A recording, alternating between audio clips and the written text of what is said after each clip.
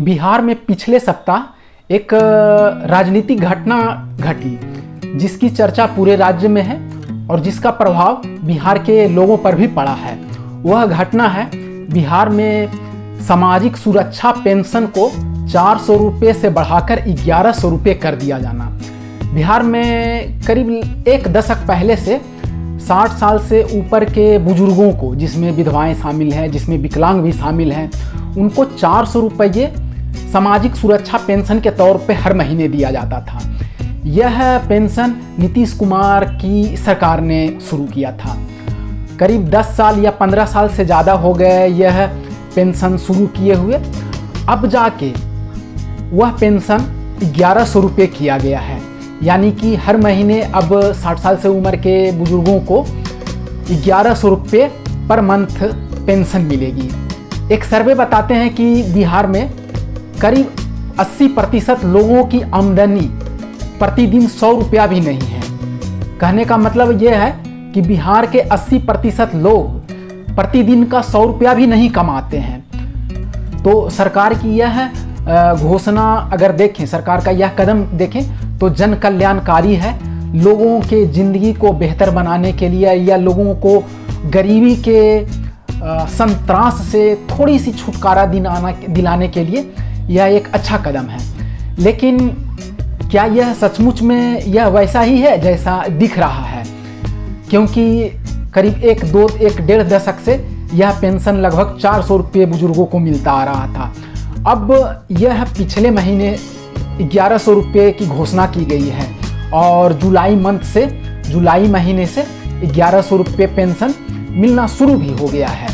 तो क्या यह कदम सरकार का यह फैसला जन कल्याणकारी है, जो कि नीतीश कुमार की सरकार के बारे में कहा जाता है सुशासन के प्रतीक माने जाते हैं?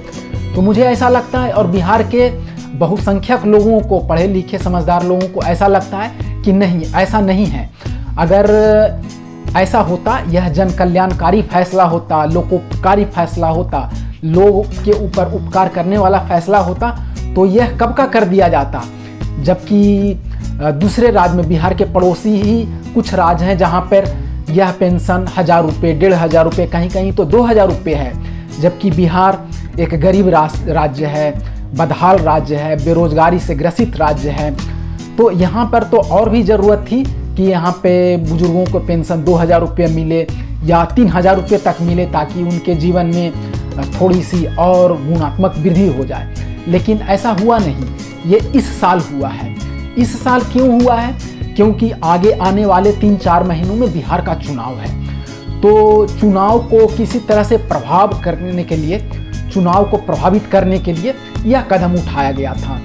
इसके पीछे की एक छोटी सी कहानी यह है कि बिहार में पिछले 2 सालों से जनसुराज पार्टी सक्रिय है। यहाँ पर प्रशांत किशोर सक्रिय हैं और जब से उनकी सक्रियता बढ़ी है, उनकी घोषणाओं में एक घोषणा यह है कि आने वाले समय में जब बिहार में जनसुराज की सरकार बन जाएगी तो इसी साल दिसंबर से, 2025 के दिसंबर से बूढ़े लोगों को, बुजुर्गों को 2000 रुपये पर महीने पेंशन की व्यवस्था की जाएगी। उनको हर महीने 2000 रुपये पेंशन की व्यवस्था की जाएगी। ऐसा सुनकर, उनकी बातों से प्रभावित होकर, प्रेरित होकर उनकी सभाओं में या उनके साथ बहुत से लोग, बहुत बड़ा बिहार का जनमानस जुड़ने लगा और उनके आसपास लामबंद होने लगा है, एकत्रित होने लगा है। तो चुनाव के नज़दीक आते आते ऐसा देखकर नीतीश कुमार की सरकार या एनडीए की सरकार थोड़ी सी भयभीत हो गई है और इस भय के चलते मुझे ऐसा लगता है कि वह सरकार जो चल रही है घुटनों पर आ गई है।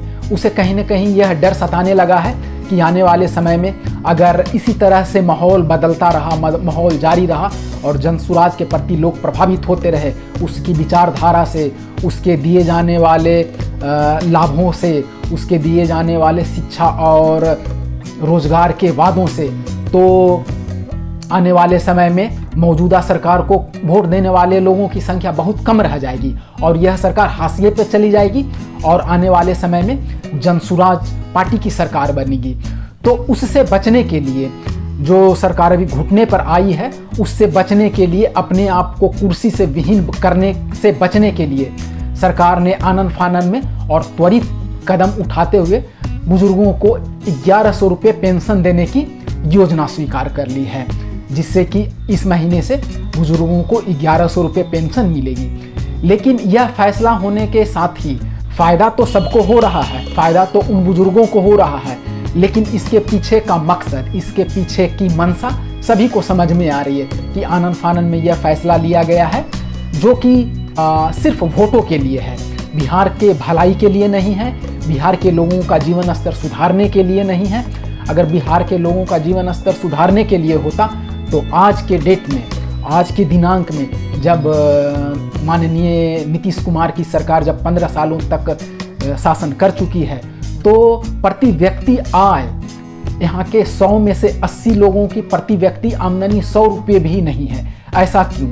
अगर ऐसा होता, लोकोपकारी सरकार होती, अगर लोगों के बेहतरी के लिए काम करने वाली सरकार होती, तो ज़रूर उनकी स्थिति बेहतर होती और आज 400 रुपये से लेकर 1100 रुपये करने की बात नहीं होती, आज उसको 2000 से ऊपर 3000 बढ़ाने की बात की गई होती। तो मुझे ऐसा लगता है कि जल्दीबाजी में सरकार को बचाने के लिए, आगामी चुनाव में वोट बटोरने के लिए यह फैसला लिया गया है, जो सबको धीरे धीरे पता चल रहा है, सबके जहन में है यह बात। लेकिन खैर, जब तक जिसको जितना फ़ायदा मिल सकता है यहाँ की जनता को मिल जाए तो अच्छा ही है। पर मुझे ऐसा लगता है कि यह फैसला कांट की हांडी के समान है, जैसे कि पहले भी कई फैसले लिए गए हैं, कई वादे किए गए हैं और उन वादों को बाद में तिलांजलि दी गई है। तो आने वाले समय में मुझे लगता है ये वादा भी उसी तरह से तिलांजलि दे दी जाएगी। जब तक चुनाव है तब तक इसका सुखद फल लोगों को मिलता रहेगा, आगे जाने क्या होगा। लेकिन बिहार जैसे गरीब राज्य के लोगों को अगर यह इस फैसले से प्रति महीने 1100 रुपये पेंशन मिल रही है तो अच्छी बात है। अगर इस पेंशन को ही अगर 30 से भागा दे दिया जाए तो लगभग प्रतिदिन 35 रुपये पड़ता है। तो बैठे बैठे बुजुर्गों को प्रतिदिन 35 रुपया अगर मिल जाएगा हाथों में तो ज़रूर उनके खर्चे के लिए कुछ पैसा मुहैया तो हो ही जाएगा, तो उनसे उनका भला ही होगा। लेकिन इस फैसले से बड़े स्केल पर बिहार का भला नहीं होने वाला है, बड़े स्तर पर लोगों के जीवन में बहुत बड़ा फ़ायदा नहीं होने वाला है। तो आगे आने वाले समय में इस बात का फ़ायदा मुझे लगता है कि मौजूदा सत्तानसीन सरकार नीतीश कुमार की सरकार को भी चुनाव में शायद ज़्यादा फ़ायदा ना हो, बस यह एक फ़ैसला मात्र बन के रह जाएगा, क्योंकि लोगों का जुड़ाव, लोगों की गोलबंदी जनसुराज के प्रति हो रही है। जय हिंद।